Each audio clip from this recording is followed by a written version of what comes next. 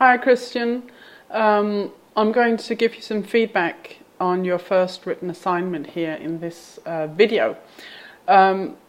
Just a quick introduction to how this works. Maybe you've already found the revised version of your text on iSchool, and you'll see that I have corrected errors and given you some commentary, both in the sort of bubbles in the margin, but also in the text. On top of that, I'm going to speak here in this video for about 10 minutes, sort of summing up my general impression of your text and what I think you can improve upon. So it's both based on the corrections I've made in your text and also the notes that I made along the way. So what I usually do is I talk about the global level of the text, that is the organization and the structuring, the decisions you've made in terms of how to present the text, in what order the information comes, etc. And then about the local level, which is sentence level, grammatical errors, spelling mistakes, things like that. And then towards the end, a little bit about what you can do for next time to improve.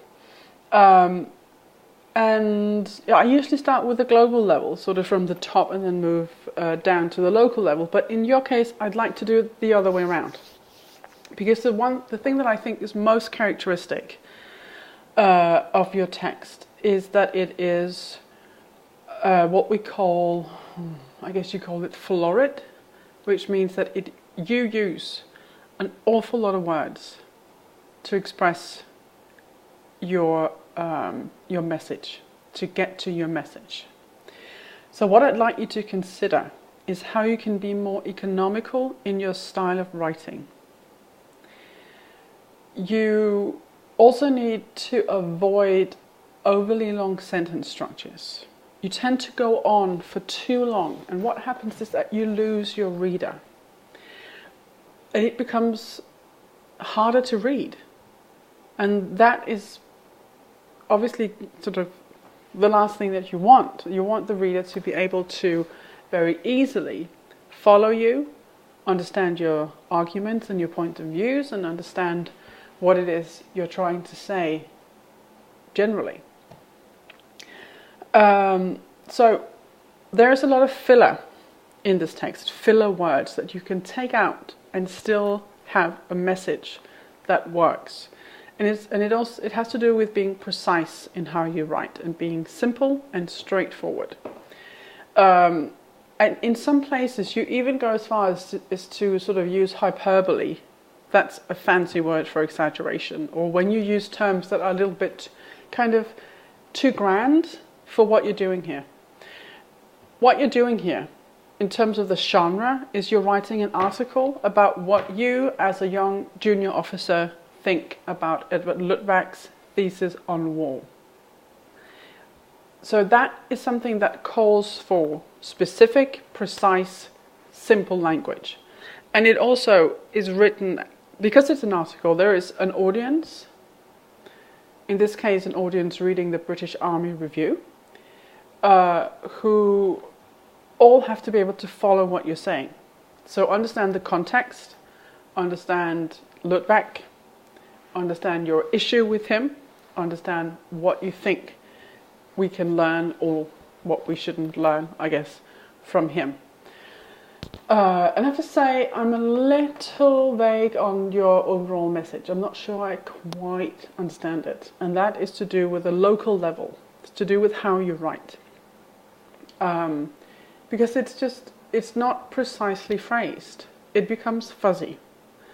So you have to, when you read the text through in your editing phase, read as the reader. Try to adopt the reader's perspective and think about how you can write in a way that this reader is just going to follow you. It's going to flow through the text with no hiccups along the way, no fuzziness. Just follow the thread from start to finish. So it's a kind of reality check, basically, on your language, but also on your content, I suppose, in the sense that, is this actually coherent? Is there this red thread that we talk about, or is it broken in certain places? So that's the local level.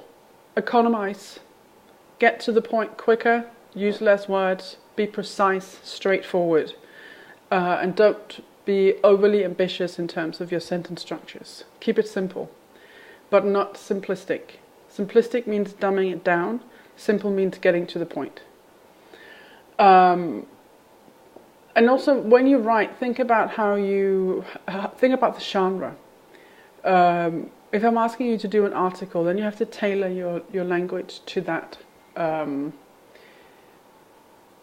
genre and to the reader. If it was an academic essay, it would be different. You would be speaking to someone who perhaps already knew Edward Ludwig's thesis, because he is quite famous, and it's sort of something that's been written about extensively in academia, I guess you can say. So that would be a different matter. But here you're talking to people who may not know him at all and may have read him ages ago. So always keep your reader in mind. Always think about the genre when you come up with a strategy for how to write. Okay. Yes, so that is what I'd like to say about your text. If you would like a grade, come and see me in class when we meet again at the end of September. Some people prefer not to have a grade. Some people think it's very useful. I prefer to focus on the progression that happens with people's work between the written work. So for me, I usually just grade papers because I know people want them. If you prefer not to have a grade, that's also perfectly okay with me. Either way, I'll see you in class in a couple of weeks' time. Bye.